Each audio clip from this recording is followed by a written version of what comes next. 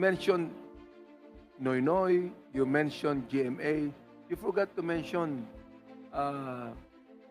Duterte during the time of Duterte, which ikaw din ay contractor. Am I right? Talagang isingit na yung Duterte. Yes po, So how many projects did you do? Not only flood control projects, ha?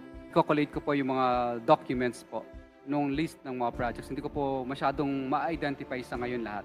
Sige po, we will confront you with the documents in due time. Thank you. Previous administration po, hindi po siya ganun karami. Hindi po ganun karami. Sabihin mo sa amin kung magkano. Umaabot po siguro mga 2+ billion po yata. 2 billion.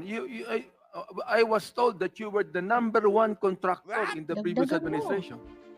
Hindi sa Yung data po, Your Honor, na nasa PCIJ, hindi po confirm po yun. Hindi po. Parang pinagsama po yung panahon po ng previous administration ni Pinoy po. Ipapaalala ko sa iyo, Messenger, under oath ka pa.